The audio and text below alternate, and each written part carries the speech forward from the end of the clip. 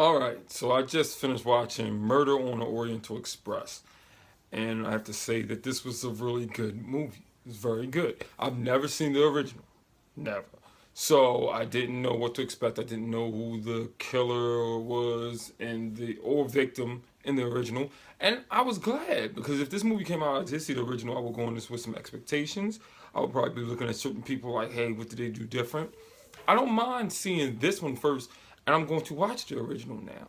And I hope it's a lot different. I hope it is a lot different. That's one of the things about remakes. See if it's similar. You want a lot of the conclusion to be different. You know what I'm saying?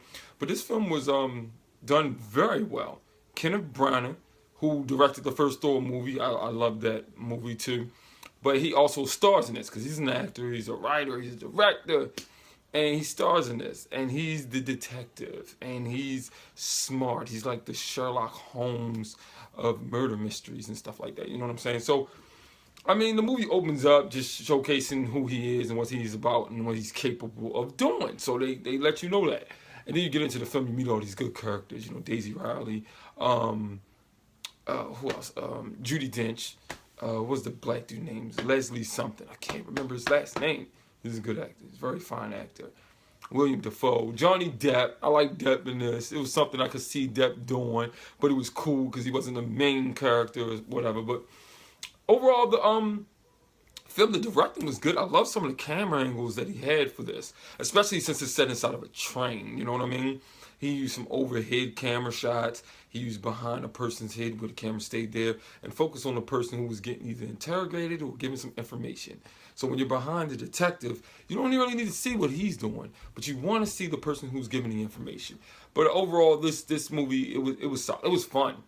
It had a lot of like funny moments. It's got some comedy in there, but it was just a fun movie. It wasn't overly funny where every single thing out of somebody's mouth was a joke.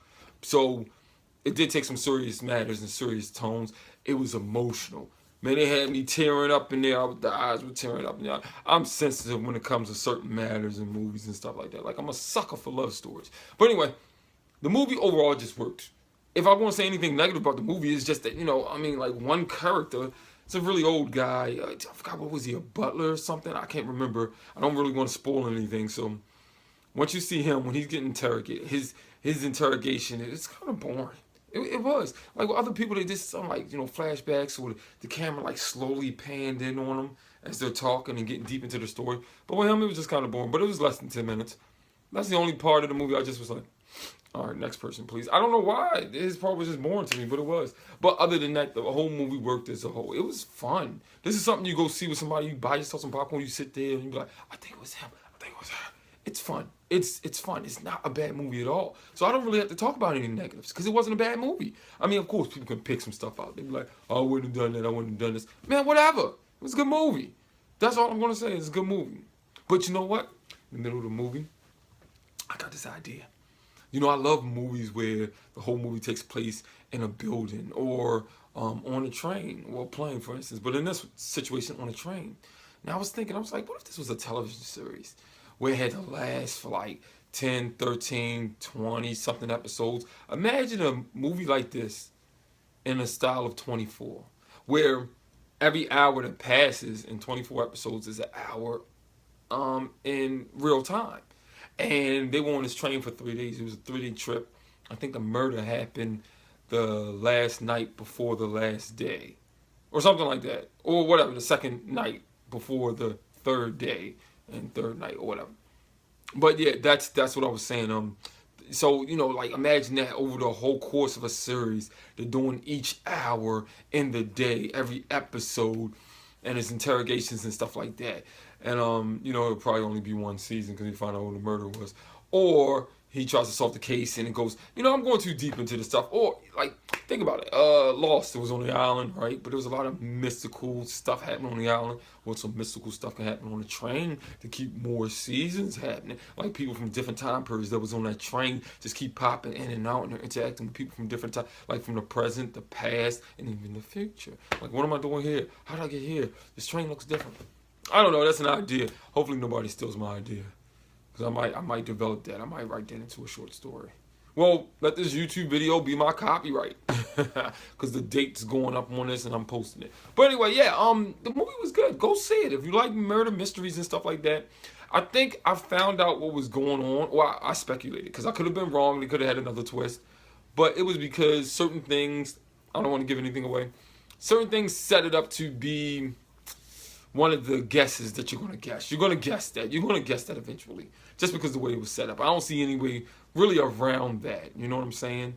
For who it was and why they did it and how they did it. You know what I'm saying? So but overall it was so enjoyable that if it's predictable for some of you, because some people sit down, they try to predict who it is. They go in there, watch the whole movie, trying to get the right answer. Some people just want to be right so bad. Me, I go and I just enjoy. I just watch. Sometimes thoughts will enter your head, but I don't try to sit there and analyze because I want to say yes, I got it. Who cares? You're not gonna get it every single time. You can't even figure stuff out like that in real life. Why don't you be a detective? But anyway, it's a solid film. Out of 5 stars, I would give it a 4. It was a really good movie. I'm telling you, I really enjoyed it. Maybe it's not for everybody's taste, but I like period pieces. And I'm a fan of a lot of people that was in this thing. Everybody in this movie, almost, I'm a fan of. And that's one of the reasons why I enjoyed it so much. Everybody did good. Nobody really stood out except for Kenneth Branagh playing the lead role as the detective. Because, I forgot the detective's name. It wasn't, what was it, Hercule? Something like that. But everybody else just contributed very well. Their parts were like contributed pieces. They had to contribute a certain element instead of just having a standout role. You know what I mean? It's weird if you get my drift. But anyway, it was a good film. Go see it, please. Well, not please. It's not like it's a must see. But if you were thinking about seeing it, go see it. And if you saw it, let me know what you thought about it in the comments. You can spoil it. They shouldn't be reading it. Whatever. If they didn't see the movie, shouldn't even be watching this review, really. Oh, you can watch it. I ain't giving away no spoilers. But don't read the comments because somebody might spoil something. Anyway, that's it. See you next time.